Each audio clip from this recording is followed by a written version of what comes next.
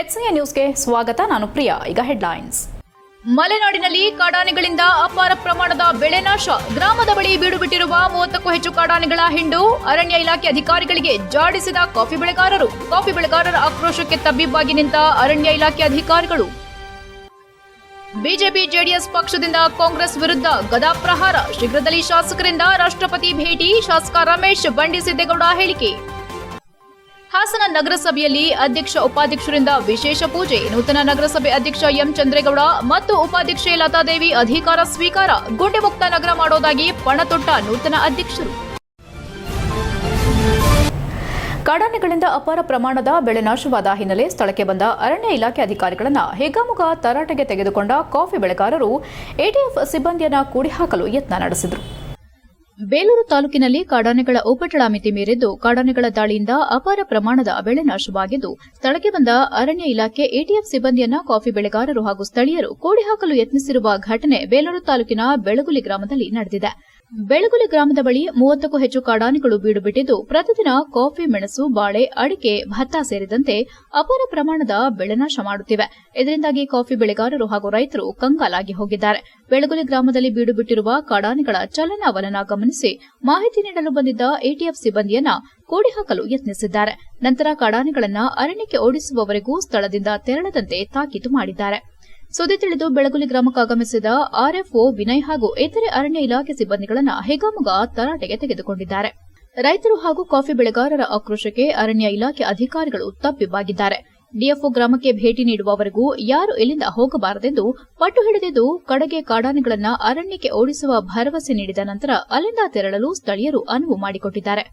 ಶಾಸಕ ಸುರೇಶ್ ಮಾತನಾಡಿ ಕೂಡಲೇ ಅರಣ್ಯ ಇಲಾಖೆ ಅಧಿಕಾರಿಗಳು ಹಾಗೂ ಕಾಫಿ ಬೆಳೆಗಾರರ ತುರ್ತು ಸಭೆಯನ್ನ ಕರೆದಿದ್ದು ನಂತರ ಅಲ್ಲಿಯ ಸಮಸ್ಯೆಗಳ ಬಗ್ಗೆ ಸಂಪೂರ್ಣ ಮಾಹಿತಿಯನ್ನ ಅರಣ್ಯ ಅಧಿಕಾರಿಗಳಿಗೆ ಒದಗಿಸುವುದರ ಜೊತೆಗೆ ಶಾಶ್ವತ ಪರಿಹಾರಕ್ಕಾಗಿ ಅವರಲ್ಲಿ ಮನವಿ ಮಾಡಲಾಗುವುದು. ಅರಣ್ಯ ಇಲಾಖೆಯವರು ಕೇವಲ ಆನೆಗಳನ್ನು ಓಡಿಸಿದ್ರೆ ಸಾಲದು, ಅವುಗಳನ್ನು ಶಾಶ್ವತವಾಗಿ ಕಾಡಿಗೆ ಹಚ್ಚುವಂತಹ ಕೆಲಸ ಮಾಡಬೇಕೆಂದು ಹೇಳಿದರು. HCN news Belur. ಬಹುಶಃ ಅಲ್ಲಿ ಅವರು ಹಲವಾರು ಬಾರಿ ಸಂಬಂಧಪಟ್ಟ ಅಧಿಕಾರಿಗಳಿಗೆ ಕರೆಯನ್ನು ಮಾಡಿ ನಮಗೆ ರಕ್ಷಣೆಯನ್ನು ಕೊಡಿ ಅಂತಕ್ಕಂಥದ್ದನ್ನು ಕೇಳಿದ್ದಾರೆ. ಅಧಿಕಾರಿಗಳು ರಕ್ಷಣೆ ಕೊಡ್ತಕ್ಕಂಥದ್ದು ಅವರ ಆದ್ಯ ಕರ್ತವ್ಯ. ಯಾರೋ ಒಬ್ಬನ ಗಾರ್ಡನ್ನು ಕಳಿಸ್ಬಿಟ್ಟು 100 ಆನೆಗಳನ್ನ ಓಡಿಸಿ ಅಂದರೆ ಸಾಧ್ಯವಾದಂಥದ್ದು. ಹಾಗಾಗಿ ಮನನೊಂದು ಬಹುಶಃ ನನಗೆ ಗಮನಕ್ಕೆ ಬಂದಿಲ್ಲ, ಮನನೊಂದು ಅವರು ಈ ಡಿಸಿಷನ್ ತಗೊಂಡಿರ್ಬೋದು. ಬಹುಶಃ ಇವತ್ತೇನಾಗಿದೆ, ಸುಮಾರು ಇಡೀ ರಾಜ್ಯದಲ್ಲಿ ಎಲ್ಲೂ ಇಲ್ಲದ ಸಮಸ್ಯೆ, ಆನೆ ಸಮಸ್ಯೆ ನಮ್ಮ ಬೇಲೂರು ತಾಲೂಕಲ್ಲಿದೆ.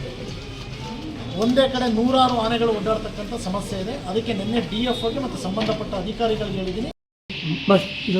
ಆನೆಗಳು ಬಿಡುತ್ತಿದ್ದಾರೆ. ಬೀಟಮಾಡು ಮತ್ತು ಭುವನೇಶ್ವರಿ, ಗೋಲ್ಡ್ ಬೆಟ್ ಎಲ್ಲ ಇಲ್ಲೇ ಇದ್ದಾರೆ. ಅಂದಾಜು ಒಂದು 30ರಿಂದ 34 ಆನೆ ಇದೆ. ಇವರು ಎಷ್ಟೊತ್ತಿದ್ದಾರೆ ಇವರು ಮತ್ತು ಇಲ್ಲೇ ಸಾರ್ವಜನಿಕರು ಮತ್ತು ಪ್ಲಾಂಟೇಷನ್ ಓನರ್ಸು ಇಲ್ಲಿ ತುಂಬ ಡ್ಯಾಮೇಜ್ ಮಾಡ್ತಿದ್ದಾರೆ. ಸ್ವಲ್ಪ ಸ್ಥಳ ಪರಿಶೀಲಿಸಿ ಪರ್ಮನೆಂಟ್ ಸೊಲ್ಯೂಷನ್ಗೆ ಮಟ್ಟಿಗೆ ನಾವು ETF ತಂಡ, ETF, DRF ಮತ್ತು RF ಬರ್ತವೆ ಹೋಗ್ತವೆ. ಒಂದೊಂದ್ಸರಿ ಬಂದರೆ ಒಂದೊಂದು ತೋಟದಲ್ಲಿ 5 ಎಕರೆ 10 ಎಕರೆ ಎಲ್ಲನೂ ಲಾಸ್ ಮಾಡಿ ಹೋಗ್ತವೆ. ಲಾಸ್ ಮಾಡಿದ್ರೆ ಅವ್ರು ಎಲ್ಲ ಹೋಗ್ಬೇಕು. ಆಮೇಲೆ ಬೆಳಿಗ್ಗೆ ಎದ್ದು 6 ಗಂಟೆಗೆ ನಾವು ಓಡಾಡೋಂಗಿಲ್ಲ, ರಾತ್ರಿ 6 ಗಂಟೆಗೆ ಓಡಾಡೋಂಗಿಲ್ಲ. ಇಲ್ಲಿ ಸ್ಕೂಲ್ ಮಕ್ಕಳು ಹೋಗ್ಬೇಕು, ಎಲ್ಲರೂ ಓಡಾಡಬೇಕು. ಎಲ್ಲರೂ ಏನು ಮಾಡಬೇಕು?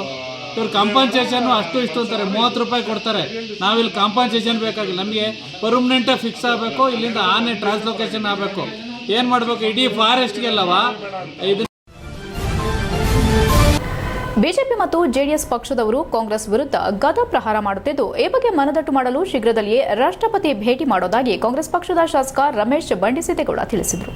ಹಾಸನ ನಗರದ ಕಾರ್ಯಕ್ರಮವೊಂದರಲ್ಲಿ ಭಾಗವಹಿಸಿ ಮಾಧ್ಯಮದೊಂದಿಗೆ ಮಾತನಾಡಿ ದೆಹಲಿಗೆ ಸಿಎಂ ಮತ್ತು ಡಿಸಿಎಂ ಭೇಟಿ ವಿಚಾರವಾಗಿ ಮಾಧ್ಯಮದವರ ಪ್ರಶ್ನೆಯೊಂದಕ್ಕೆ ಉತ್ತರಿಸಿ ಎಲ್ಲ ಶಾಸಕರು ದೆಹಲಿಗೆ ಹೋಗಿಲ್ಲ. ರಾಜ್ಯದ ಇವತ್ತಿನ ಪರಿಸ್ಥಿತಿ ಬಗ್ಗೆ ರಾಹುಲ್ ಗಾಂಧಿ, ಮಲ್ಲಿಕಾರ್ಜುನ ಖರ್ಗೆ ಅವರಿಗೆ ಮಾಹಿತಿ ನೀಡಲು ಹೋಗಿದ್ದಾರೆ.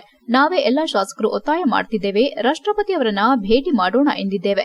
ಬಿಜೆಪಿ ಜೆಡಿಎಸ್ನವರು ಗದಾ ಪ್ರಹಾರ ಮಾಡುತ್ತಿದ್ದು ಅದನ್ನು ರಾಷ್ಟ್ರಪತಿಗಳಿಗೆ ಮನದಟ್ಟು ಮಾಡಿಕೊಡೋಣ ಎಂದು ಹೇಳಿದ್ದೇವೆ. ಆದಷ್ಟು ಬೇಗ ರಾಷ್ಟ್ರಪತಿಗಳನ್ನ ಎಲ್ಲ ಶಾಸಕರು ಭೇಟಿ ಮಾಡ್ತೇವೆ ಎಂದರು. ಮೂಡ ಹಗರಣ ವಿಚಾರವಾಗಿ ಮಾತನಾಡುತ್ತಾ ನಾನೊಬ್ಬ ಮೈಸೂರು ನಗರಾಭಿವೃದ್ಧಿ ಪ್ರಾಧಿಕಾರದ ಸದಸ್ಯ. ನಾನು 3 ಬಾರಿ ಶಾಸಕನಾಗಿ ಮೂಡಾದಲ್ಲಿ ಕೆಲಸ ಮಾಡಿದ್ದೇನೆ.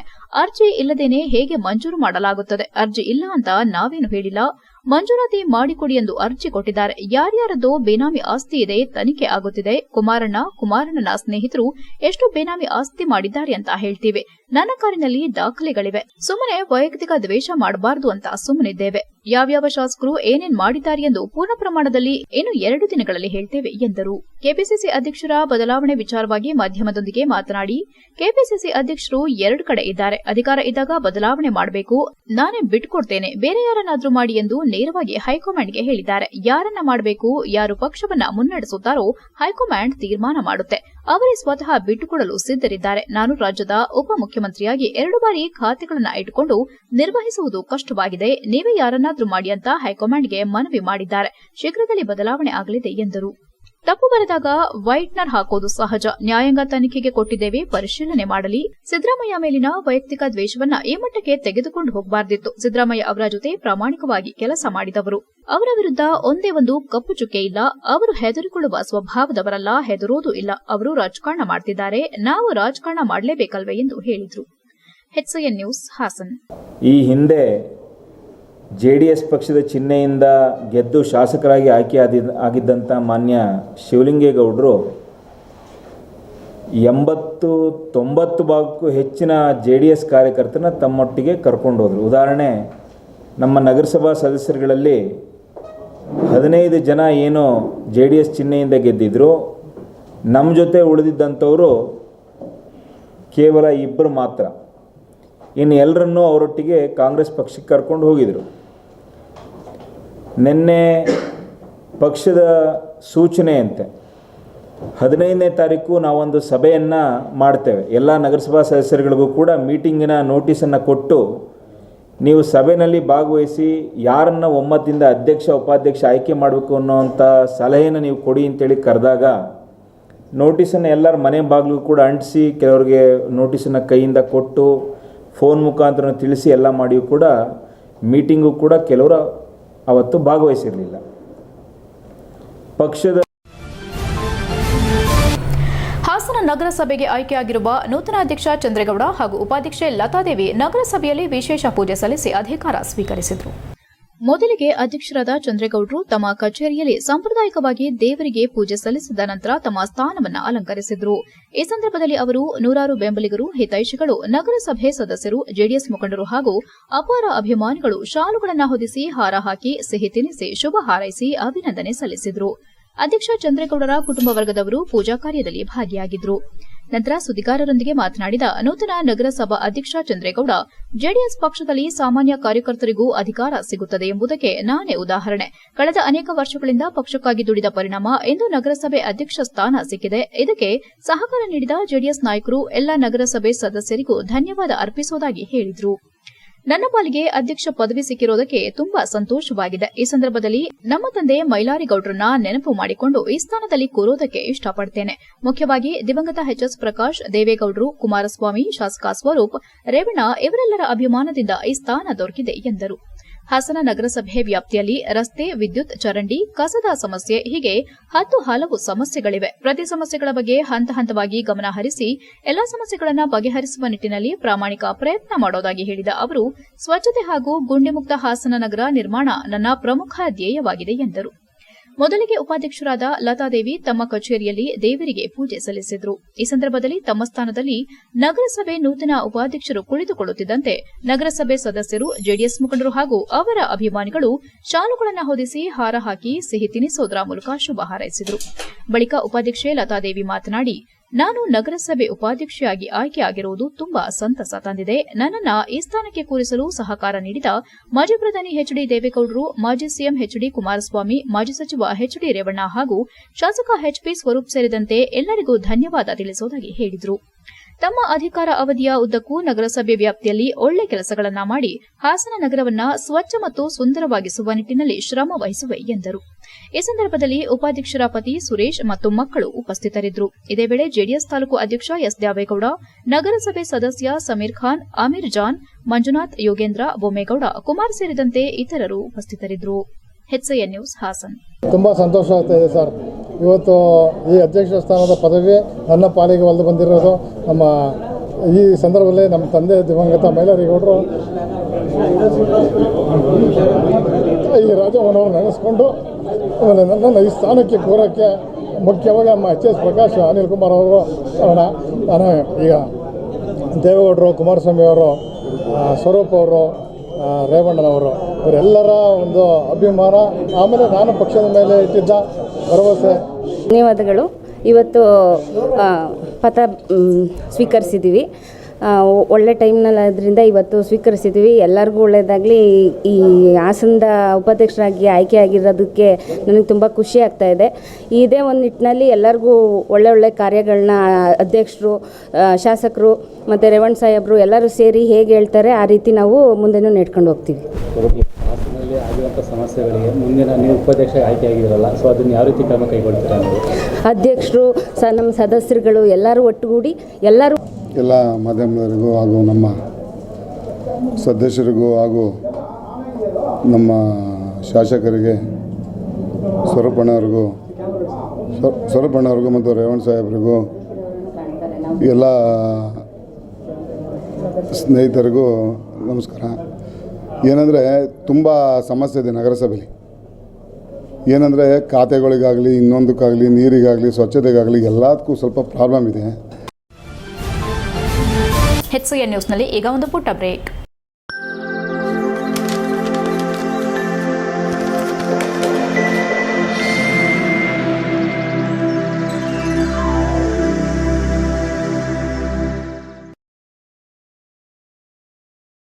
ಬ್ರೇಕ್ನ ನಂತರ HCN ನ್ಯೂಸ್ಗೆ ಸ್ವಾಗತ.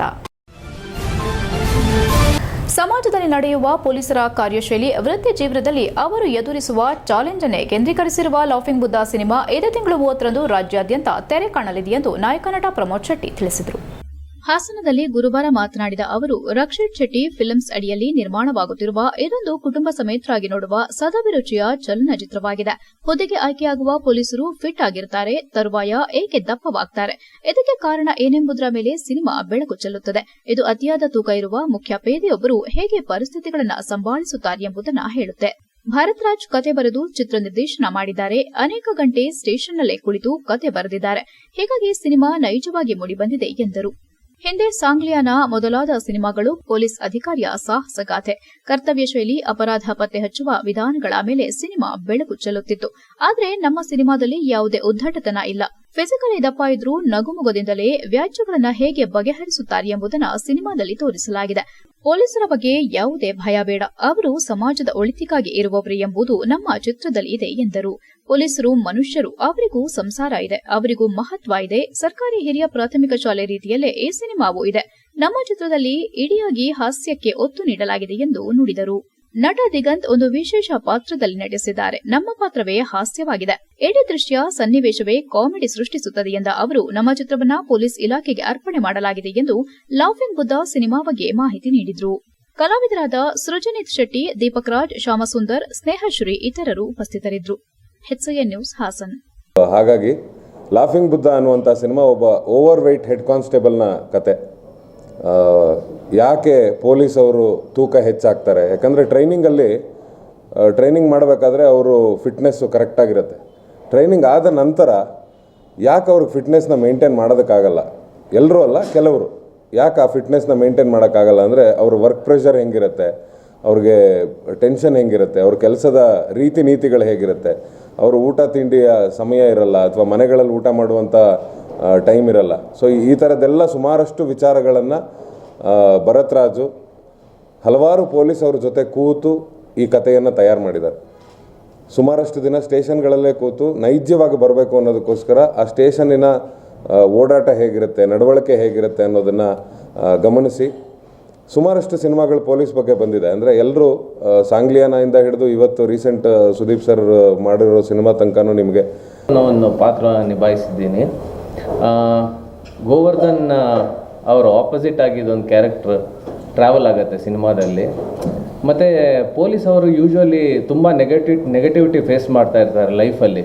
ಅಂದರೆ ಅವರು ಬೆಳಿಗ್ಗೆ ಮನೆಯಿಂದ ಸ್ಟೇಷನ್ಗೆ ಹೋಗಬೇಕಿದ್ರೆ ದೇವರಿಗೆ ಪ್ರಾರ್ಥನೆ ಮಾಡಿ ಹೋಗ್ತಾರೆ. ಆ್ಯಂಡ್ ತುಂಬ ನೆಗೆಟಿವ್ ಪೀಪಲ್ನ ಫೇಸ್ ಮಾಡ್ತಾರೆ. ಬಟ್ ನಾವು ಕಾಮನ್ ಮ್ಯಾನ್, ನಾವು ಈ ಥರ ಒಂದು ಸಿಚುವೇಶನ್ ನಮ್ಗೆ ಫೇಸ್ ಮಾಡಲ್ಲ ನಾವು. ಸೊ ಈ ಸಿನಿಮಾ ಇನ್ನೊಂದು ರೀತಿಯಲ್ಲಿ ತುಂಬ ಕಂಟೆಂಟ್ ಓರಿಯೆಂಟೆಡ್ ಸಿನಿಮಾ. ನಿರ್ಮಾಣದ ಮತ್ತೊಂದು ಸದಭಿರುಚಿಯ ಕನ್ನಡದ ಸಿನಿಮಾ. ಅಷ್ಟೇ ಅಲ್ಲದೆ ಈ ಸಿನಿಮಾಗೆ ಮತ್ತೊಂದು ಹಿರಿಮೆ ಏನು ಅಂದರೆ ಇದು ಕನ್ನಡದ ಖ್ಯಾತ ನಟರಾದಂಥ ಪ್ರಮೋದ್ ಶೆಟ್ಟಿ ಅವರ 50ನೇ ಸಿನಿಮಾ. 50ನೇ ಸಿನಿಮಾಗೆ ಅವರು ನಾಯಕ ನಟರಾಗಿ ಬಡ್ತಿ ಪಡೆದು ಬಂದಿದ್ದಾರೆ. ಈಗ ನಿಮ್ಮೆಲ್ಲರ ಆಶೀರ್ವಾದವನ್ನು ಕೇಳ್ತಾ ಇದ್ದಾರೆ. ಹಾಗೆ ಈ ಸಿನಿಮಾದಲ್ಲಿ ಗಂಟು ಮೂಟೆ ಖ್ಯಾತಿಯ ತೇಜು ಬೆಳವಾಡಿಯವರು ಪ್ರಧಾನ ಪಾತ್ರದಲ್ಲಿ ನಟಿಸಿರ್ತಾರೆ. ಹಾಗೆ ಹಿರಿಯ ನಟರಾದಂಥ ನಾಯಕಿಯಾಗಿ ನಟಿಸಿರ್ತಾರೆ. ಹಾಗೆ ಹಿರಿಯ ನಟರಾದಂಥ ಸುಂದರರಾಜ್ ಅವರಿದ್ದಾರೆ, ನಾಗರಾಜ್ ಮೂರ್ತಿ ಅವರಿದ್ದಾರೆ. ಹಾಗೆ ಹೊಸ ಕಲಾವಿದರಾಗಿ ದೀಪಕ್ ರಾಜ್ ಅವರು, ಹಾಗೆ ಸುಜನಿತ್ ಶೆಟ್ಟಿಯವರು ಹಾಗೂ ನಾನು ಶ್ಯಾಮ್ ಸುಂದರ್ ಈ ಸಿನಿಮಾದಲ್ಲಿ ನಟಿಸಿದ್ದೀನಿ. ಇದು ಮಲಯಾಳಂನ ಖ್ಯಾತ ಸಂಗೀತ ನಿರ್ದೇಶಕರಾದ ವಿಷ್ಣು ವಿಜಯ್ ಅವರ. ಆಲೂರು ತಾಲೂಕಿನ ಭೈರಾಪುರ ಗ್ರಾಮ ಪಂಚಾಯಿತಿ ವ್ಯಾಪ್ತಿಯ ಶಿವಸಾಗರ ಗ್ರಾಮದಲ್ಲಿ ಕಳೆದ ಹಿಂದೆ ಸುರಿದ ನಿರಂತರ ಮಳೆಗೆ ದೇವಸ್ಥಾನದ ಮಣ್ಣಿನ ಗೋಡೆ ಕುಸಿದು ಬಿದ್ದಿದೆ. ಕೂಡಲೇ ಸಂಬಂಧಪಟ್ಟ ಅಧಿಕಾರಿಗಳು ಬಂದು ದೇವಸ್ಥಾನಕ್ಕೆ ನೆರವು ನೀಡಬೇಕೆಂದು ಗ್ರಾಮಸ್ಥರು ಮನವಿ ಮಾಡಿಕೊಂಡಿದ್ದಾರೆ. ಶಿವಸಾಗರ ಗ್ರಾಮದ ಚಂದ್ರಶೇಖರ್ ಮಾತನಾಡಿ, ನಮ್ಮ ಗ್ರಾಮದಲ್ಲಿ 50 ವರ್ಷದ ಹಳೆ ಕಾಲದ ಲಕ್ಷ್ಮೀದೇವಿ ಹಾಗೂ ವೆಂಕಟರಮಣ ಸ್ವಾಮಿ ದೇವಸ್ಥಾನವಿದ್ದು, ಕಳೆದ ತಿಂಗಳಿನಿಂದ ಸುರಿದ ಮಳೆಗೆ ದೇವಸ್ಥಾನದ ಮಣ್ಣಿನ ಗೋಡೆ ಕುಸಿದು ಬಿದ್ದಿದೆ. ಈ ಬಗ್ಗೆ ಕಳೆದ 1 ತಿಂಗಳ ಹಿಂದೆಯೇ ತಹಸೀಲ್ದಾರ್ ಹಾಗೂ ಸ್ಥಳೀಯ ಶಾಸಕರಿಗೆ ಮನವಿ ಪತ್ರ ಕೊಟ್ಟರೂ ಯಾರೂ ಕೂಡ ಗಮನ ಹರಿಸಿಲ್ಲ. ಇತ್ತ ತಿರುಗಿ ಸಹ ನೋಡಿಲ್ಲ. ಹಾಗಾಗಿ ಕೂಡಲೇ ಸಂಬಂಧಪಟ್ಟವರು ಸ್ಥಳ ಪರಿಶೀಲನೆ ಮಾಡಿ ನೆರವು ನೀಡಬೇಕು. ಇಲ್ಲವಾದಲ್ಲಿ ಮುಂದಿನ ದಿನಗಳಲ್ಲಿ ಗ್ರಾಮಸ್ಥರೆಲ್ಲ ಸೇರಿ ಚುನಾವಣೆಯನ್ನ ಬಹಿಷ್ಕರಿಸುವುದಾಗಿ ತಿಳಿಸಿದರು. ಗ್ರಾಮದ ದೇವಸ್ಥಾನದ ಪೂಜಾರಿ ವೆಂಕಟೇಶ್ ಮಾತನಾಡಿ, ಈ ಹಿಂದೆ ಸುರಿದ ಮಳೆಗೆ ದೇವಾಲಯದ ಹಿಂದಿನ ಭಾಗದ ಗೋಡೆ ಕುಸಿದಿದೆ. ಗೋಡೆ ಕುಸಿದ ಕಾರಣ ದೇವಸ್ಥಾನ ಸಂಪೂರ್ಣವಾಗಿ ಹಾಳಾಗಿದೆ. ಕಳೆದ ಕೆಲ ದಿನದಿಂದ ಈ ದೇವಸ್ಥಾನದ ಗೋಡೆ ಶಿಥಿಲಾವಸ್ಥೆಯಲ್ಲಿತ್ತು. ಆದರೆ ಸತತ ಮಳೆಯಿಂದ ಗೋಡೆ ಕುಸಿದು ದೇವಸ್ಥಾನ ವಿರೂಪಗೊಂಡಿದೆ. ಈಗ ದೇವಸ್ಥಾನದಲ್ಲಿ ದೇವರನ್ನ ಪೂಜೆ ಮಾಡೋದಕ್ಕೂ ಸಾಧ್ಯವಾಗುತ್ತಿಲ್ಲ. ತಾತ್ಕಾಲಿಕವಾಗಿ ಮನೆಯಲ್ಲಿಟ್ಟು ಪೂಜೆ ಮಾಡ್ತಿದ್ದೇವೆ. ಮನೆಯಲ್ಲಿ ಹೆಂಗಸರು ಮಕ್ಕಳು ಇರೋದ್ರಿಂದ ಪೂಜೆ ಮಾಡಲು ಕಷ್ಟವಾಗುತ್ತದೆ. ಹಾಗಾಗಿ ದಯಮಾಡಿ ಈ ದೇವಸ್ಥಾನಕ್ಕೆ ಪರಿಹಾರ ನೀಡಿ ದೇವಸ್ಥಾನ ನೆಲೆ ನಿಲ್ಲಲು ಸಹಕಾರ ಮಾಡಿಕೊಡಬೇಕೆಂದು ಶಾಸಕರು ಹಾಗೂ ತಹಸೀಲ್ದಾರ್ಗೆ ಈ ದೇವಸ್ಥಾನ ಸಂರಕ್ಷಣೆಗೆ ಗ್ರಾಮಸ್ಥರು ಮನವಿ ಮಾಡಿದ್ದಾರೆ. ಈ ಸಂದರ್ಭದಲ್ಲಿ ಗ್ರಾಮಸ್ಥರಾದ ಕಾಳಯ್ಯ, ಸಂಜು, ದ್ಯಾವಯ್ಯ, ಬಸವರಾಜ್, ಜಯಣ್ಣ, ಸಂಪತ್, ರಂಗಮ್ಮ, ಸಣ್ಣಮ್ಮ ಇತರರು ಉಪಸ್ಥಿತರಿದ್ದರು. HCN news Aluru. ಶಿವಸಾಗರ ಗ್ರಾಮದಲ್ಲಿ ಲಕ್ಷ್ಮೀದೇವ್ರ ವೆಂಕಟರಮಣ ಸ್ವಾಮಿ ಅಂತ ದೇವಸ್ಥಾನ ಬಿದ್ದೋಯ್ತೆ. ನಾವು 2 ವರ್ಷದಿಂದ ಹೋರಾಟ ಮಾಡಿದ್ವು. MLA ತಕ್ಕೆಲ್ಲ ಹೋದು, ಈ MLA ಈಗ ಹೊಸ್ದಾಗಿದ್ದಾರಲ್ಲ ಅವ್ರ ತಕ್ಕ ಹೋದು. ಅವರು ಯಾರು ನಮ್ಮ ಕಡೆಗೆ ಕ್ರಮ ತಗೊಳ್ಳಲ್ಲ. ಅಲ್ಲಿಂದ ತಾಲೂಕು ಆಫೀಸಿಗೆ ಹೋದು, RI ತಕ್ಕ ಹೋಗಿ ಅರ್ಜಿ ಕೊಟ್ಟು ಬಂದು, RI ತಕ್ಕ ಅರ್ಜಿ ಕೊಟ್ಟು ಬಂದರು, ಅವರು ಏನು ಬಂದಿಲ್ಲ. ನಾನು ಚಂದ್ರಶೇಖರ್ ಅಂತಂದು ಇವ್ರ ಶಿವಸಾಗರ ಗ್ರಾಮಸ. ಈ ದೇವಸ್ಥಾನ ಬಿದ್ದೋಗಿ 1 ತಿಂಗಳಾಗಿದೆ. ಅದೇ ತಿಂಗಳೇ ಹಿಂದಿನ ಕೊಟ್ಟಿದ್ವಿ, ಅರ್ಜಿ ಕೊಟ್ಟಿದ್ವಿ. ತಹಸೀಲ್ದಾರಿಗೊಂದು, ಆಮೇಲೆ ಸಾಹೇಬರಿಗೊಂದು, ಇವರಿಗೆ MLA ಸಾಹೇಬರಿಗೊಂದು ನಾವು ಕೊಟ್ಟಿದ್ದೀವಿ. ಆ ತಿಂಗಳಿಂದ ಯಾರೂ MLA ಸಾಹೇಬರು ಬಂದಿಲ್ಲ, ಇದು ತಹಸೀಲ್ದಾರು ಯಾರೂ ಬಂದಿಲ್ಲ, ಕ್ರಮ ತಂದಿಲ್ಲ ಆ ದೇವರಿಗೋಸ್ಕರನ. ನಾವು ತಿಂಗಳಿಂದ ಕಾಯ್ತಾ ಇದ್ದೀವಿ. ಇಲ್ಲಿವರೆಗೂ ಯಾರೋ ಏನು ಅಂತ ಕೇಳಿಲ್ಲ. ಮುಂದಿನ ಚುನಾವಣೆಯಲ್ಲಿ ಬಂದಾಗ ನಾವು ಯಾವ ಕ್ರಮ ತಗೊಳ್ಳಲ್ಲ.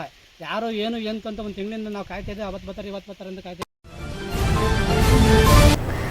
5 ವರ್ಷದ ಅಪ್ರಾಪ್ತ ಬಾಲಕಿ ಮೇಲೆ ಹಿರಿಸಾವಿಯಲ್ಲಿ ವಾಸವಾಗಿರುವ ಯುವಕ ಅತ್ಯಾಚಾರ ಎಸಗಿದ್ದು, ಆರೋಪಿ ಬಗ್ಗೆ ಸೂಕ್ತ ಕ್ರಮ ಜರುಗಿಸುವಂತೆ ಆಗ್ರಹಿಸಿ ಜಿಲ್ಲಾ ಮಡಿವಾಳ ಯುವ ಘಟಕದ ಸಂಘದಿಂದ ಜಿಲ್ಲಾಧಿಕಾರಿ ಸಿ ಸತ್ಯಭಾಮ ಅವರಿಗೆ ಮನವಿಯನ್ನು ಸಲ್ಲಿಸಲಾಯಿತು. ಇದೇ ವೇಳೆ ಜಿಲ್ಲಾ ಮಡಿವಾಳ ಯುವ ಘಟಕದ ಸಂಘದ ಅಧ್ಯಕ್ಷ ಎಸ್ಡಿ ರಘು ಮತ್ತು ರಾಜ್ಯಾಧ್ಯಕ್ಷೆ ವಿಜಯಲಕ್ಷ್ಮಿ ಅಂಜನಪ್ಪ ಮಾಧ್ಯಮದೊಂದಿಗೆ ಮಾತನಾಡಿ, ಅತ್ಯಾಚಾರಕ್ಕೊಳಗಾಗಿ ಬಳಲಿರುವ 5 ವರ್ಷದ ಅಪ್ರಾಪ್ತ ಬಾಲಕಿಯು ತೀರಾ ಹಿಂದುಳಿದ ವರ್ಗ ಮಡಿವಾಳ ಜನಾಂಗಕ್ಕೆ ಸೇರಿರುವ ಬಾಲಕಿ ಆಗಿರ್ತಾಳೆ. ಬಾಲಕಿ ಮೇಲೆ ಚನ್ನರಾಯಪಟ್ಟಣ ತಾಲೂಕಿನ ಹಿರಿಸಾವೆ ಹೋಬಳಿ ಹಿರಿಸಾವಿಯ ಯುವಕ ಅತ್ಯಾಚಾರವೆಸಗಿದ್ದು, ಹಾಸನನಗರದ ಹಿಮ್ಸ್ ಆಸ್ಪತ್ರೆಯಲ್ಲಿ ಚಿಕಿತ್ಸೆ ಪಡೆಯುತ್ತಿರ್ತಾಳೆ. ಏಕೆ ಪೋಷಕರು ಅತ್ಯಂತ ಆರ್ಥಿಕವಾಗಿ ಸಾಮಾಜಿಕವಾಗಿ ಹಿಂದುಳಿದವರಾಗಿದ್ದಾರೆ ಎಂದರು. ಅತ್ಯಾಚಾರವೆಸಗಿರುವ ಆರೋಪಿಯು ಆರ್ಥಿಕವಾಗಿ ಸಾಮಾಜಿಕವಾಗಿ ಸದೃಢನಾಗಿರ್ತಾನೆ. ಇವರು ಮತ್ತು ಇವರ ಕಡೆಯವರು ಅತ್ಯಾಚಾರಕ್ಕೆ ಒಳಗಾಗಿರುವ ಬಾಲಕಿಯ ಪೋಷಕರು ಮತ್ತು ಸಂಬಂಧಿಕರ ಮೇಲೆ ದೌರ್ಜನ್ಯ ಎಸಗುವ ಹಾಗೂ ವೈಯಕ್ತಿಕವಾಗಿ ಹಲ್ಲೆ ಮಾಡುವ, ಪ್ರಾಣಭಾಯ ಉಂಟು ಮಾಡುವ ಸಾಧ್ಯತೆಗಳು ಹೆಚ್ಚಾಗಿರುವುದರಿಂದ ಅತ್ಯಾಚಾರಕ್ಕೆ ಒಳಗಾಗಿರುವ ಬಾಲಕಿ ಮತ್ತು ಬಾಲಕಿಯ ಪೋಷಕರಿಗೆ ಸೂಕ್ತ ರಕ್ಷಣೆ ಕೊಟ್ಟು ಅತ್ಯಾಚಾರಕ್ಕೆ ಒಳಗಾಗಿರುವ ಬಾಲಕಿಯ ಮುಂದಿನ ಭವಿಷ್ಯದ ಬಗ್ಗೆ ಚಿಂತೆ ಉಂಟಾಗಿದ್ದು, ಆಕೆಯ ಭವಿಷ್ಯ ರೂಪಿಸಿಕೊಳ್ಳಲು ಸೂಕ್ತ ಪರಿಹಾರ ಹಾಗೂ ಆರೋಪಿಗೆ ಕಠಿಣ ಶಿಕ್ಷೆ ವಿಧಿಸಬೇಕು. ಆರೋಪಿ ಮೇಲೆ ಕಾನೂನು ಕ್ರಮ ಕೈಗೊಳ್ಳಲು ಈ ಮೂಲಕ ಅತ್ಯಾಚಾರಕ್ಕೆ ಒಳಗಾಗಿರುವ ಬಾಲಕಿ ಮತ್ತು ಪೋಷಕರ ಪರವಾಗಿ ಕೋರಿದ್ರು. ಪ್ರತಿಭಟನೆಯಲ್ಲಿ ಜಿಲ್ಲಾ ಮಡಿವಾಳ ಯುವ ಘಟಕ ಸಂಘದ T Shashidhar, HN Mallesh, Somanna, BT Jayamma ಸೇರಿದಂತೆ ಇತರರು ಉಪಸ್ಥಿತರಿದ್ದರು. HCN news Hassan. ಯುವ ಘಟಕದಿಂದ ಮಡಿವಾಳ ಜನಾಂಗದ ಹಾಸನ ಜಿಲ್ಲೆ ಯುವ ಘಟಕ ಒಂದು ಹೆಣ್ಣು ಮಗುಗೆ ಅತ್ಯಾಚಾರ ಆಗಿದೆ. 5 ವರ್ಷದ ಹೆಣ್ಣು ಮಗುಗೆ ಚಂದ್ರಾಪಟ್ಟಣ ತಾಲೂಕಿನ ಹಿರಿಸಭೆಯಲ್ಲಿ. ಆದರೂ ಅದಕ್ಕೆ ನಾವು DC ಆಫೀಸಿಗೆ ಮನವಿ ಕೊಡೋಕ್ಕೆ ಎಲ್ಲ ನಮ್ಮ ಪದಾಧಿಕಾರಿಗಳು ಎಲ್ಲರೂ ಜಿಲ್ಲೆಯಿಂದ ಯುವ ಘಟಕದ ಮಹಿಳಾ ಅಧ್ಯಕ್ಷ ರಾಜ್ಯಾಧ್ಯಕ್ಷರು ವಿಜಯಲಕ್ಷ್ಮಿ ಮೇಡಮ್ ಅವರು ಬಂದಿದ್ದಾರೆ ಹಾಗೂ ನಮ್ಮ ಎಲ್ಲ ಜಿಲ್ಲೆಯಿಂದ ಬಂದಿದ್ದೀವಿ DC ಆಫೀಸಿಗೆ ಮನವಿ ಕೊಡೋಕ್ಕೆ. ಆದರೆ ಅರೆಸ್ಟ್ ಆಗಿದೆ, ಅವನಿಗೆ ಅರೆಸ್ಟ್ ಆದರೂ ಅವನಿಗೆ ಶಿಕ್ಷೆ ಆಗಿಲ್ಲ. ಅದರಿಂದ ನಾವು DC ಆಫೀಸಿಗೆ ಮನವಿ ಕೊಡಕ್ಕೆ ಬಂದಿದ್ದೀವಿ. ಈಗ ಅವನಿಗೆ ಕಠಿಣವಾದ ಶಿಕ್ಷೆ ಆಗಬೇಕು. ನಾವು ಕೇಳೋದಂದ್ರೆ ಇದೇನೆ, ನಾವು ಹೆಣ್ಣು ಮಕ್ಕಳ ಉಳಿಸ್ಕೋಬೇಕು. ನಾವೆಲ್ಲ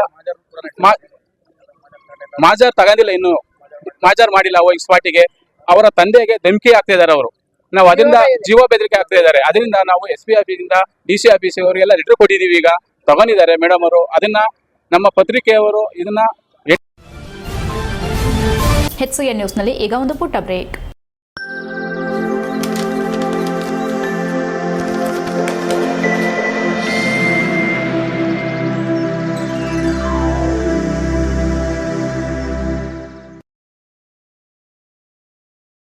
ಬ್ರೇಕ್ನ ನಂತರ HCN ನ್ಯೂಸ್ಗೆ ಸ್ವಾಗತ. ಬೇಲೂರು ತಾಲೂಕಿನ ಹಳೇಬೀಡು ಹೋಬಳಿಯ ಬಂಡಿಕೊಪ್ಪಲು ಗ್ರಾಮದ ಸುಮಾರು 4 ಮನೆಗಳಿಗೆ ಭಾರೀ ಮಳೆಯಿಂದಾಗಿ ನೀರು ನುಗ್ಗಿದ ಪರಿಣಾಮ ಅವರನ್ನ ಸಂಬಂಧಿಕರ ಮನೆಗೆ ಸ್ಥಳಾಂತರಿಸಲಾಯಿತು. 2 ದಿನಗಳಿಂದ ಬೇಲೂರು ತಾಲೂಕಿನಲ್ಲಿ ಸುರಿಯುತ್ತಿರುವ ಭಾರೀ ಮಳೆಯಿಂದ ಹಳೇಬೀಡು ಹಾಗೂ ಬೇಲೂರು ಪಟ್ಟಣ ಸೇರಿದಂತೆ ಹಲವು ಮನೆಗಳಿಗೆ ನೀರು ನುಗ್ಗಿದ್ದು ಮನೆಯಲ್ಲಿದ್ದ ವಸ್ತುಗಳೆಲ್ಲ ನೀರಿಗೆ ಆಹುತಿಯಾಗಿದೆ. ವಿಷಯ ತಿಳಿದು ಸ್ಥಳಕ್ಕಾಗಮಿಸಿದ ತಹಸೀಲ್ದಾರ್ ಮಮತಾ ಮನೆಗಳಿಗೆ ಭೇಟಿ ನೀಡಿ ಪರಿಶೀಲನೆ ನಡೆಸಿದರು. ಈ ಬಾರಿ ಮಳೆ ಅವಾಂತರದಿಂದಾಗಿ ಸಾಕಷ್ಟು ಆಸ್ತಿ ಬೆಳೆಗಳಿಗೆ ತೀವ್ರ ಹಾನಿಯಾಗಿದ್ದು, ಅಲ್ಲದೆ ಪಟ್ಟಣ ಸೇರಿದಂತೆ ನೀರು ತುಂಬಿಕೊಂಡು ಮನೆಗಳಿಗೂ ಹಾನಿಯಾಗಿದೆ. ಈಗಾಗಲೇ ಅವುಗಳ ಸಂಪೂರ್ಣ ಮಾಹಿತಿ ಕಲೆ ಹಾಕಲು ನಮ್ಮ ಅಧಿಕಾರಿಗಳಿಗೆ ಸೂಚಿಸಲಾಗಿದೆ. ತಗ್ಗು ಪ್ರದೇಶಗಳಲ್ಲಿ ಮಳೆ ನೀರು ಹೋಗದೆ ಕೆರೆಕಟ್ಟೆಗಳು ತುಂಬಿಕೊಂಡು ಈ ರೀತಿ ತೊಂದರೆಯಾಗುತ್ತಿದ್ದು, ನಾವು ಸ್ಥಳ ಪರಿಶೀಲನೆ ನಡೆಸಿ ಪರಿಹಾರಕ್ಕೆ ನಮ್ಮ ಮೇಲಾಧಿಕಾರಿಗಳಿಗೆ ಮಾಹಿತಿ ನೀಡಿದ್ದೇವೆ ಎಂದರು. ಪಟ್ಟಣದ ವೈಕುಂಠ ಬೀದಿಯಲ್ಲಿ ರಾತ್ರಿ ಸುರಿದ ಭಾರೀ ಮಳೆಯಿಂದಾಗಿ ಎಲೆಕ್ಟ್ರಾನಿಕ್ ಕೆಲಸ ರಿಪೇರಿ ಮಾಡುವ ಶಶಿ ಎಂಬುವರ ಮನೆಗೆ ನೀರು ನುಗ್ಗಿದ ಪರಿಣಾಮ ಮನೆ ಸಂಪೂರ್ಣ ಜಲಾವೃತವಾಗಿತ್ತು. ಮಳೆ ಬಂದಂತಹ ಸಂದರ್ಭ ಒಳಚರಂಡಿ ಸರಿಪಡಿಸದೇ ಇರುವುದು, ಕೆಲವರು ಚರಂಡಿಗಳ ಮೇಲೆ ಮನೆ ನಿರ್ಮಾಣ ಮಾಡಿರುವುದರಿಂದ ಈ ರೀತಿ ತೊಂದರೆಯಾಗಿದೆ. ಮನೆಗೆಲ್ಲ ನೀರು ತುಂಬಿಕೊಂಡಿರುವುದರಿಂದ ಎಲ್ಲಿ ವಾಸ ಮಾಡೋದಾದ್ರೂ ಹೇಗೆ? ಪ್ರತಿ ಬಾರಿ ನಾವು ಪುರಸಭೆಗೆ ಮನವಿ ಸಲ್ಲಿಸೋದೇ ಆಗಿದೆ ಎಂದು ಕುಟುಂಬಸ್ಥರು ಬೇಸರ ವ್ಯಕ್ತಪಡಿಸಿದ್ದಾರೆ. HCN news Belur. ಅರಸೀಕೆರೆಯಲ್ಲಿ ಕಳೆದ 1 ದಿನದ ಹಿಂದೆ ನಡೆದ ನಗರಸಭೆ ಅಧ್ಯಕ್ಷ ಮತ್ತು ಉಪಾಧ್ಯಕ್ಷರ ಚುನಾವಣೆಯಲ್ಲಿ ಜೆಡಿಎಸ್ ಪಕ್ಷದ ಸದಸ್ಯರು ವಿಪ್ ಉಲ್ಲಂಘನೆ ಮಾಡಿದ್ದು, ಅವರ ವಿರುದ್ಧ ಕಾನೂನು ಹೋರಾಟ ಮಾಡೋದಾಗಿ ಜೆಡಿಎಸ್ ಪಕ್ಷದ ಮುಖಂಡ NR ಸಂತೋಷ್ ಎಚ್ಚರಿಸಿದರು. ಹಾಸನದಲ್ಲಿ ಮಾತನಾಡಿ, ಜೆಡಿಎಸ್ ಗುರುತಿನ ಅಡಿಯಲ್ಲಿ ಸದಸ್ಯರಾಗಿ ಗುರುತಿಸಿಕೊಂಡಿದ್ದ ನಗರಸಭೆ ಸದಸ್ಯರು ವಿಪ್ ಉಲ್ಲಂಘನೆ ಮಾಡಿ ಪರ್ಯಾಯವಾಗಿ ಮತ ಚಲಾವಣೆ ಮಾಡಿದ್ದಾರೆ ಎಂದು ಆರೋಪಿಸಿದರು. ಅರಸೀಕೆರೆ ನಗರಸಭೆಯಲ್ಲಿ ಜೆಡಿಎಸ್ ಚಿಹ್ನೆಯಿಂದ 15 ಜನರು ಗೆಲುವು ಪಡೆದಿದ್ದು, ನಮ್ಮ ಜೊತೆ ಉಳಿದವರು ಕೇವಲ 2 ಮಾತ್ರ. ಎಲ್ಲರನ್ನ ಕಾಂಗ್ರೆಸ್ ಪಕ್ಷಕ್ಕೆ ಕರೆದುಕೊಂಡು ಹೋಗಿದ್ದು, ನಗರಸಭೆಯಲ್ಲಿರುವ ನಮ್ಮ ಪಕ್ಷದ ಎಲ್ಲ ಸದಸ್ಯರಿಗೆ ನೋಟಿಸ್ ನೀಡಿ ಸಭೆಯಲ್ಲಿ ಪಾಲ್ಗೊಂಡು ಯಾರನ್ನ ಒಮ್ಮತದಿಂದ ಅಧ್ಯಕ್ಷ ಮತ್ತು ಉಪಾಧ್ಯಕ್ಷರನ್ನಾಗಿ ಆಯ್ಕೆ ಮಾಡಲು ಸಲಹೆಯನ್ನ ಕೊಡಬೇಕೆಂದು ಕೇಳಿ ನೋಟಿಸ್ ಅನ್ನ ಸದಸ್ಯರ ಮನೆ ಬಾಗಿಲಿಗೆ ಅಂಟಿಸಿ ಫೋನ್ ಮೂಲಕ ತಿಳಿಸಲಾಗಿತ್ತು. ಕೇಂದ್ರ ಸಚಿವ HD ಕುಮಾರಸ್ವಾಮಿ ನಿರ್ದೇಶನದಂತೆ HD ರೇವಣ್ಣ ಸಲಹೆ ಸೂಚನೆಯನ್ನ ಆಧರಿಸಿ ಜೊತೆ ಒಂದು ಸಭೆ ಮಾಡಲಾಗಿತ್ತು. ಜೆಡಿಎಸ್ ಅಧ್ಯಕ್ಷ KS ಲಿಂಗೇಶ್, ತಾಲೂಕು ಅಧ್ಯಕ್ಷ ಚಂದ್ರಶೇಖರ್ ಜನರಲ್ ಕ್ಯಾಟಗರಿ ಇದ್ದದರಿಂದ ಸುಜಾತಾ ರಮೇಶ್ರನ್ನ ಅಧ್ಯಕ್ಷರನ್ನಾಗಿ ಮಾಡಲು ಪಕ್ಷ ತೀರ್ಮಾನ ಮಾಡಿತು ಎಂದರು. ಬಿಜೆಪಿ ಮತ್ತು ಜೆಡಿಎಸ್ ಮೈತ್ರಿ ಇದ್ದದರಿಂದ ಉಪಾಧ್ಯಕ್ಷ ಸ್ಥಾನಕ್ಕೆ ಬಿಜೆಪಿಯಿಂದ ಗೆಲುವು ಪಡೆದಿದ್ದ ಅಭಿರಾಮಿ ಶಿವರಾಮ್ ಅವರನ್ನ ಆಯ್ಕೆ ಮಾಡಲಾಯಿತು. ಆದರೆ ಕಳೆದ 1 ದಿನದ ಹಿಂದೆ ನಡೆದ ಚುನಾವಣೆಯಲ್ಲಿ ವಿಪ್ ಅನ್ನ ಉಲ್ಲಂಘನೆ ಮಾಡಿ ಶಾಸಕ ಶಿವಲಿಂಗೇಗೌಡರ ಅಣತಿಯಂತೆ ತೆನೆ ಹೊತ್ತ ಮಹಿಳೆ ಚಿಹ್ನೆಯಿಂದ ಗೆದ್ದಂತವರು ತಮ್ಮ ಮತವನ್ನ ಬೇರೆಯವರಿಗೆ ನೀಡಿ ವಿಪ್ ಉಲ್ಲಂಘನೆ ಮಾಡಿರುವುದರಿಂದ ಜಿಲ್ಲಾಧಿಕಾರಿಗಳಿಗೆ ದೂರು ನೀಡಿ ಸಂಪೂರ್ಣವಾಗಿ ಕಾನೂನು ಹೋರಾಟ ಮಾಡಲಿದ್ದೇವೆ. 1987ರ ಕಾಯ್ದೆ, ನಗರ ಸ್ಥಳೀಯ ಸಂಸ್ಥೆ ಕಾಯ್ದೆಯಂತೆ ಕ್ರಮ ತೆಗೆದುಕೊಳ್ಳಲು ಪಕ್ಷ ತೀರ್ಮಾನ ಮಾಡಿದೆ ಎಂದು ಎಚ್ಚರಿಸಿದರು. ಈ ಹಿಂದೆ ಜೆಡಿಎಸ್ ಪಕ್ಷದಲ್ಲಿ ಶಾಸಕರಾಗಿ ಕೆಲಸ ಮಾಡಿದ್ದ ಶಾಸಕ ಶಿವಲಿಂಗೇಗೌಡ ಅವರು ಇದೀಗ ಪಕ್ಷಾಂತರ ಮಾಡಿ ಜೊತೆಗೆ ನಗರಸಭೆ ಸದಸ್ಯರನ್ನ ತನ್ನ ಜೊತೆ ಕರೆದುಕೊಂಡು ಹೋಗಿದ್ದಾರೆ. ಇನ್ನು ಜೆಡಿಎಸ್ ಚಿಹ್ನೆಯಿಂದ ಗೆದ್ದ ಈಶ್ವರಪ್ಪ ಅವರು ಅಸಮಾಧಾನದಿಂದ ತಮ್ಮ ಸದಸ್ಯತ್ವ ಸ್ಥಾನಕ್ಕೆ ರಾಜೀನಾಮೆ ನೀಡಿದ್ದು, ಅವರ ಜೊತೆ ಮಾತುಕತೆ ನಡೆಸಿ ರಾಜೀನಾಮೆ ವಾಪಸ್ ಪಡೆಯುವಂತೆ ಮಾಡೋದಾಗಿ ಹೇಳಿದರು. ಅಭಿರಾಮಿ, ಸುಜಾತಾ ರಮೇಶ್, ಪಕ್ಷೇತರ ಅಭ್ಯರ್ಥಿ ನೀಲಗಿರಿಗೌಡ, ಶಿವಣ್ಣರಾಜ್ ಇತರರು ಉಪಸ್ಥಿತರಿದ್ದರು. HCN news Hassan. ಈಗ ತಪ್ಪು ಮಾಡಿರೋರು ಎನ್ಕ್ವೈರಿಗೆ ಯಾಕಪ್ಪ ಎದುರ್ಕೋಬೇಕು? 150 ಕೋಟಿ ಹಗರಣ ಹೇಳಿದಾಗ ಜನಾರ್ದನ್ ರೆಡ್ಡಿ ಅವರು ಬಂದು ವಿಧಾನಸಭೆಯಲ್ಲಿ ಪ್ರಸ್ತಾಪ ಮಾಡಿದಂಥ ಸಂದರ್ಭದಲ್ಲಿ ತನಿಖೆ ಆಯಿತಾ? ಅದು ಅವ್ರು ಕಂಪ್ಲೇಂಟ್ ಮಾಡಲಿಲ್ವಾ? CBI ಕೊಟ್ಟರು, ED ಕೊಟ್ಟರು, ಎಲ್ಲರಿಗೂ ಕೊಟ್ಟರು. ಹಿಂದೆ ಅನೇಕ ಘಟನೆಗಳು ED ಮುಂದೆ ಇದೆ, CBI ಮುಂದೆ ಇದೆ, ಸರ್ಕಾರದ ಲೋಕಾಯುಕ್ತ ತನಿಖೆಲಿದೆ. ಜಂತ್ಕಲ್ ಮೈನಿಂಗ್ ತಾನೆ ಇದು, ಲೋಕಾಯುಕ್ತದವ್ರು ಅದು ಇದನ್ನು ಕೊಟ್ಟಿದ್ದಾರೆ. ಅವ್ರ ಮೇಲೆ ಪ್ರಾಸಿಕ್ಯೂಷನ್ ಮಾಡಬೇಕು, ಪರ್ಮಿಷನ್ ಕೊಡಿ ಅಂತ ಇವತ್ತು ಕೊಟ್ಟಿದ್ದಾರಾ? 2023 ಕೊಟ್ಟವ್ರೆ. ಇಡೀ ಶಾಸಕಾಂಗ ಸನ್ಮಾನ್ಯ ಮುಖ್ಯಮಂತ್ರಿಗಳಲ್ಲ, ಹಿಂಗೆ ನಡೀತಾ ಇರೋದನ್ನ ಎಲ್ಲರೂ ಸೇರಿ ನಾವೇ ಹೇಳಿದ್ದೀವಿ. BJP ಮತ್ತು JDSನವರು ಜನತಂತ್ರದ ವ್ಯವಸ್ಥೆಯಲ್ಲಿ ಪ್ರಜಾಪ್ರಭುತ್ವದ ಅಡಿಯಲ್ಲಿ ಇರ್ತಕ್ಕಂಥ ಒಂದು ಸರ್ಕಾರವನ್ನು ಅಲುಗಾಡಿಸ್ಲಿಕ್ಕೆ ಕೊಟ್ಟಿದ್ದಾರೆ, ಅದನ್ನು ಕಿತ್ತಾಕ್ಲಿಕ್ಕೆ ಕೊಟ್ಟಿದ್ದಾರೆ. ಇದು ಕಿತ್ತಾಗಿ ಅಭ್ಯಾಸ BJPಯವ್ರಿಗಾಗಿದೆ. ಈ ಪಕ್ಕದಲ್ಲಿರೋ ಮಹಾರಾಷ್ಟ್ರ ಇರ್ಬೋದು, ಹಿಂದೆ ಆದಂಥ ಛತ್ತೀಸ್ಗಢ ಇರ್ಬೋದು, ಮತ್ತೊಂದು ಹರಿಯಾಣ ಇರ್ಬೋದು, ಅಥವಾ ಬೇರೆ ಬೇರೆ ರಾಜ್ಯದಲ್ಲಿ ಆದಂಥ ಘಟನೆಗಳು ನಿಮ್ಮ ಮುಂದ್ಗಡೆ ಇದೆ. ಹಾಸನ ನಗರಸಭೆ ಚುನಾವಣೆಯಲ್ಲಿ ಉಪಾರ ಜನಾಂಗದವರಾದ ಎಂ ಚಂದ್ರೇಗೌಡರನ್ನ ಸರ್ವಾನುಮತದಿಂದ ಜಯಶೀಲನನ್ನಾಗಿ ಮಾಡಿ ಅಧ್ಯಕ್ಷರಾಗಿ ಆಯ್ಕೆಗೆ ಕಾರಣರಾದವರಿಗೆ ಅಭಿನಂದನೆಯನ್ನ ಸಲ್ಲಿಸುವುದಾಗಿ ಜಿಲ್ಲಾ ಉಪ್ಪಾರ ಸಂಘದ ಅಧ್ಯಕ್ಷ SJ ನೀಲಪ್ಪ ತಿಳಿಸಿದರು. ಹಾಸನದಲ್ಲಿ ಮಾತನಾಡಿ, ಆಗಸ್ಟ್ 21ರಂದು ನಡೆದ ಹಾಸನ ನಗರಸಭೆ ಅಧ್ಯಕ್ಷರ ಚುನಾವಣೆಯಲ್ಲಿ 35 ಜನ ಪ್ರತಿನಿಧಿಗಳಲ್ಲಿ 33 ಸದಸ್ಯರು ಮತವನ್ನು ಚಲಾಯಿಸಿ ವಾರ್ಡ್ 9ರ ಎಂ ಚಂದ್ರೇಗೌಡರನ್ನ ಸರ್ವಾನುಮತದಿಂದ ನಗರಸಭೆ ಅಧ್ಯಕ್ಷರನ್ನಾಗಿ ಜಯಶೀಲರನ್ನಾಗಿ ಮಾಡಿದ ಜಿಲ್ಲಾ ಉಪ್ಪಾರ ಜನಾಂಗದ ವತಿಯಿಂದ ಮಾಜಿ ಪ್ರಧಾನಿ HD ದೇವೇಗೌಡರು, ಕೇಂದ್ರ ಸಚಿವ HD ಕುಮಾರಸ್ವಾಮಿ, ಮಾಜಿ ಸಚಿವ HD ರೇವಣ್ಣ ಹಾಗೂ ಶಾಸಕ HP ಸ್ವರೂಪ್ ಸೇರಿದಂತೆ ಜೆಡಿಎಸ್ ಮುಖಂಡರು ಮತ್ತು ಜನಾಂಗದ ವತಿಯಿಂದ ಎಲ್ಲರಿಗೂ ಅಭಿನಂದನೆ ಸಲ್ಲಿಸಲಾಗುವುದೆಂದು ಹೇಳಿದರು. ನಗರಸಭೆ ನೂತನ ಅಧ್ಯಕ್ಷರಾಗಿ ಆಯ್ಕೆಯಾಗಿರುವ ಚಂದ್ರೇಗೌಡರು ನಮ್ಮ ಜನಾಂಗದ ಅಭಿವೃದ್ಧಿಗೆ ಮುಂದಿನ ದಿನಗಳಲ್ಲಿ ಶ್ರಮಿಸಲಿದ್ದಾರೆ ಎಂದು ವಿಶ್ವಾಸ ವ್ಯಕ್ತಪಡಿಸಿದರು. ಕೌಶಲ್ಯ ಲಕ್ಷ್ಮಣಗೌಡ, ಕುಮಾರ್, ತಾಲೂಕು ಅಧ್ಯಕ್ಷ G. ಸುರೇಶ್, ಕಾರ್ಯದರ್ಶಿ ಮಂಜೇಗೌಡ, ಸಹ ಕಾರ್ಯದರ್ಶಿ ಶಿವಣ್ಣ, ಸುಬ್ರಹ್ಮಣ್ಯ ಸೇರಿದಂತೆ ಇತರರು ಉಪಸ್ಥಿತರಿದ್ದರು. HCN news Hassan. ಪತ್ರಿಕಾ ಪ್ರಕಟಣೆಗಾಗಿ ನಾವು ಹಾಸನ ಜಿಲ್ಲಾ ಉಪ್ಪಾರ ಸಂಘದ ವತಿಯಿಂದ ಈಗ ನಗರಸಭೆಗೆ ಹೊಸದಾಗಿ ಆಯ್ಕೆಯಾಗಿರುವ ನಮ್ಮ ಬಿ ಚಂದ್ರೇಗೌಡ ಅವರನ್ನು ಸರ್ವಾನುಮತದಿಂದ ಸುಮಾರು 35 ಪ್ರತಿನಿಧಿಗಳಲ್ಲಿ 33 ಜನ ಪ್ರತಿನಿಧಿಗಳ ಆಯ್ಕೆ ಸರ್ವತೋಮುಖದಿಂದ ಆಯ್ಕೆ ಮಾಡಿದ್ದಾರೆ. ಬಹಳ ಸಂತೋಷದ ವಿಷಯ. ಆದ್ದರಿಂದ ಹಾಸನ ಜಿಲ್ಲಾ ಉಪ್ಪಾರ ಸಂಘದ ವತಿಯಿಂದ ಈ ಉಪ್ಪಾರ ಜನಾಂಗದ ಹಿಂದುಳಿದ ವರ್ಗದ ಉಪ್ಪಾರ ಜನಾಂಗದ ಆಯ್ಕೆ ಮಾಡಿರೋದು ಬಹಳ ಸಂತೋಷ. ಎಲ್ಲರಿಗೂ, ಎಲ್ಲ ಸಂಘ ಸಂಸ್ಥೆಗಳಿಗೂ, ಅದರಲ್ಲೂ JDS ಮುಖಂಡರುಗಳಾದ ದೇವೇಗೌಡರು. HCN ನ್ಯೂಸ್ನಲ್ಲಿ ಈಗ ಒಂದು ಪುಟ್ಟ ಬ್ರೇಕ್. ಹಾಸನದಲ್ಲಿ 28 ವರ್ಷಗಳಿಂದ ಜನತೆಗೆ ಅತ್ಯುತ್ತಮವಾದ ವೈದ್ಯಕೀಯ ಸೇವೆಯನ್ನು ನೀಡುತ್ತಿರುವ Hemavathi multi speciality hospital Hassan. ನಮ್ಮಲ್ಲಿ ದಿನದ 24 ಗಂಟೆಯೂ ಆಕ್ಸಿಡೆಂಟಲ್ ಇಂಜುರೀಸ್ ಮತ್ತು ಎಮರ್ಜೆನ್ಸಿ ಸರ್ವಿಸ್ಗಳನ್ನು ಹೊಂದಿದೆ. ಹೇಮಾವತಿ ಆಸ್ಪತ್ರೆಯ ಡಾಕ್ಟರ್ ನಿಖಿಲ್ ಆರ್ಭಟ್ ರವರು MS ಆರ್ಥೋಪೆಡಿಕ್ನಲ್ಲಿ ಚಿನ್ನದ ಪದಕ ಪಡೆದು ಸಿಂಗಾಪುರ್ ಜನರಲ್ ಹಾಸ್ಪಿಟಲ್ನಲ್ಲಿ ಫೆಲೋಶಿಪ್ ಇನ್ ಜಾಯಿಂಟ್ ರಿಪ್ಲೇಸ್ಮೆಂಟ್ ಸರ್ಜರಿಯ ಪದವಿ ಪಡೆದು ಸೇವೆಯನ್ನ ಸಲ್ಲಿಸಿರುತ್ತಾರೆ.